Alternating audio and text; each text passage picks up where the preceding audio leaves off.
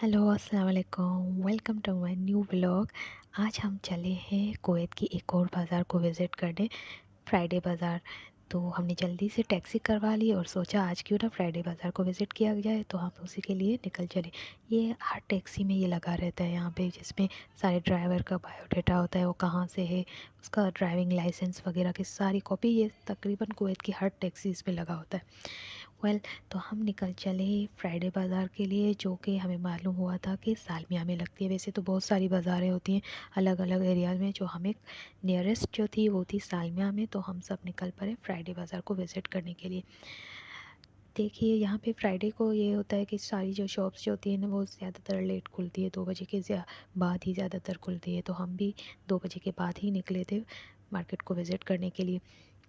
बीच में हमने देखा सालमिया तक जो बीच में था, उसमें बहुत सारी मतलब सेल थी, हर जगह सेल लगी हुई थी। फर्नीचर थी, एंटिक पीसेस थे, मतलब हर आउटलेट पे सेल लगी हुई थी। या 70% या 60% इस तरह के सारे मॉल्स बीच में काफ़ी आ रहे थे, काफ़ी रेस्टोरेंट्स थी। तो हर जगह मैं आपको दिखाती चलती हूँ, आप साथ साथ देखते जाइए। ठीक है, फाइनली हम अपने पहुँच गए थे लोकेशन पे, जो कि फ्राइडे बाज़ार। अच्छा, ये है फ्राइडे बाज़ार। ये जैसे यहाँ पे हम एंटर हो चुके।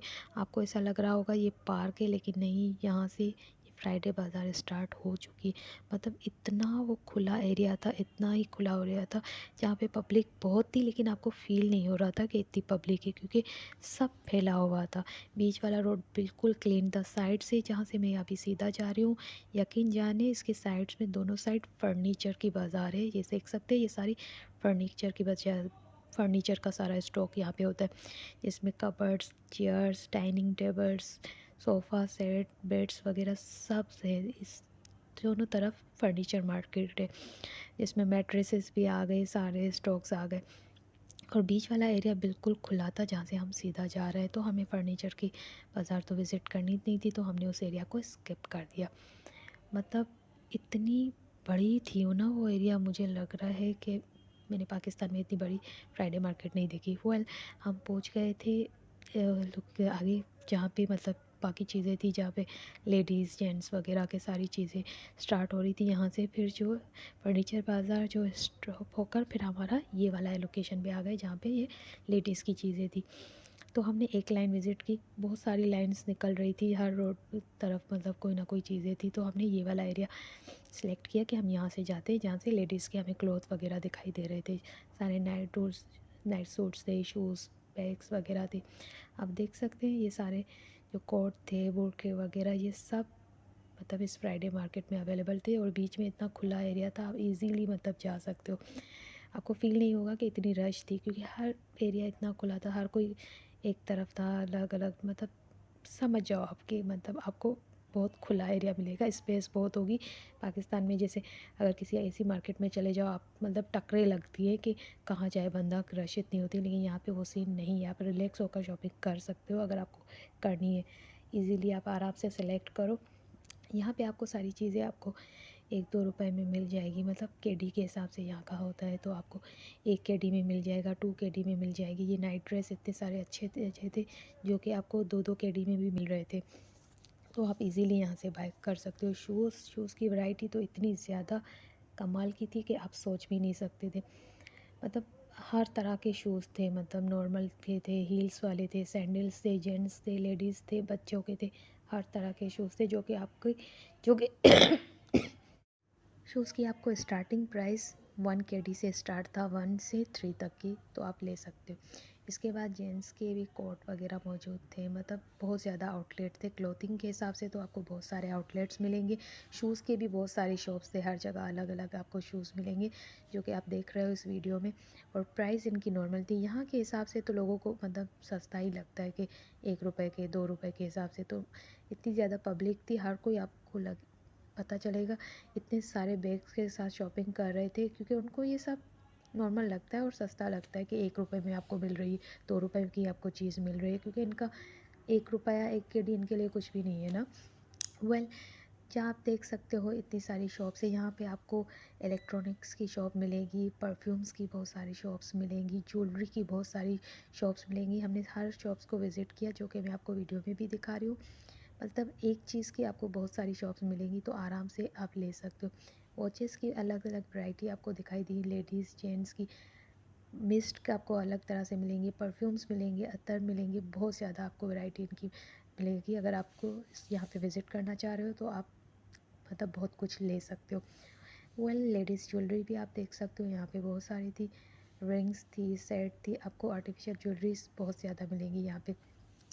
उसके अलावा हमने कुछ इलेक्ट्रॉनिक्स के शॉप्स भी विज़िट किए, मोबाइल शॉप्स आपको मिल जाएंगे, कवर्स वगैरह, बच्चों के टॉयज़ आपको बहुत ज़्यादा मिल जाएंगे यहाँ पे। फिर हम एक स्टोन्स वाली शॉप पे गए, यहाँ पे आपको अलग तरह के स्टोन्स मिलेंगे, सेपरेटली आपको स्टोन्स मिल जाएंगे, स्टोन्स की बनी ज्वेलरी आपको मिल जाएंगी, मतलब बैंगल्स, परफ्यूम, हर चीज़ आपको मिलेगी यहाँ पे।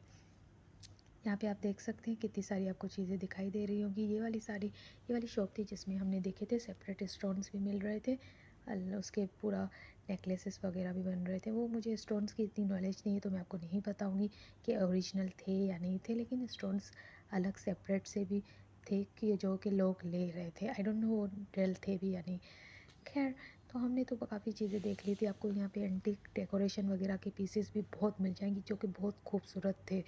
आप यकीन जानोगे यहाँ पे जो एंटीक पीसेस डेकोरेशन है वो कमाल की यहाँ पे कलेक्शन थी ना, जो कि आप देखते ही आपको जो चीज़ एक पसंद आ जाए ना, जिन लोगों को अपना मतलब अपना घर डेकोरेट करने का शौक़ है, अगर वो कोई चीज़ें चाहता है और वो कुवैत में रहता है तो वो यहाँ पे इस मार्केट को विज़िट करके अपने घर को बहुत अच्छा सा डेकोरेट कर सकता है। ग्लासेस भी आपको हर तरह के मिल जाएंगे, आप देख सकते हो बहुत ज़्यादा ग्लासेस की शॉप थी, बैग्स की शॉप थी। फिर लास्ट में हम गए बैग्स की, लेडीज़ बैग्स की शॉप पे। वहाँ पे भी बहुत सारे आपको मतलब बैग्स मिल जाएंगी जो कि 1-2 रुपए में 1-2 केडी के हिसाब से वहाँ पे सेल हो रहे थे। हर तरह के ब्रांड के भी मौजूद थे, गुची, टोट बैग्स वगैरह हर तरह का अवेलेबल था, जो कि बैग्स मुझे बहुत अच्छे लगे। यहाँ पे आपको क्रॉस बॉडीज़ मिल जाएंगी, बिग बैग मिल जाएगी। इसके अलावा आपको हैंड बैग मिल रहे थे, साथ में ट्रॉलीज़ आपको अवेलेबल थी, जो भी हैंड कैरीज वगैरह थी वो सब हर तरह की वैरायटी आपको यहाँ से मिल जाएगी इजीली, और आप बाय कर सकते हो। आपको इतने ज़्यादा एक्सपेंसिव नहीं लगेगा। हाँ, एक और चीज़, यहाँ पे जो प्राइस कोई फ़िक्स नहीं होती। अगर आपको उसने 2 रुपये बोले, 2 केडी बोले, तो आपको ऐसा नहीं है कि आप उसको उतने ही दे दो, आप कम करवा सकते हो, बार्गेनिंग चलती है। भाई जैसे पाकिस्तान में बार्गेनिंग करते हो ना, यहाँ पे भी कर लिया करो, क्योंकि यहाँ पे फ्राइडे बाज़ार में कोई भी आपकी फ़िक्स अमाउंट नहीं होती। बार्गेनिंग करवा के आपके 1-आधा रुपया कम हो जाए तो बुरा क्या है। तो बस आप भी वही चीज़ कीजिएगा, बार्गेनिंग करना ज़रूरी है। जितने बोले हैं उतने देना नहीं होता। ये कोई ब्रांड नहीं था कि आप वहाँ पे जितने फ़िक्स अमाउंट हो वो दे दो। यहाँ पे आप आपकी बार्गेनिंग चल सकती है और आप कर सकते हो, तो इसमें कोई बुराई नहीं है। खैर, हमने सारी मार्केट घूम ली थी, आधी से ज़्यादा हमने छोड़ भी दिए थे। हमने बच्चों के टॉयज़ की शॉप थी वो विज़िट नहीं की, उनकी साइकिल थी, कार्स थी, एंटीक पीसेस, डेकोरेशन के पीसेस वाली शॉप्स अभी विज़िट नहीं की।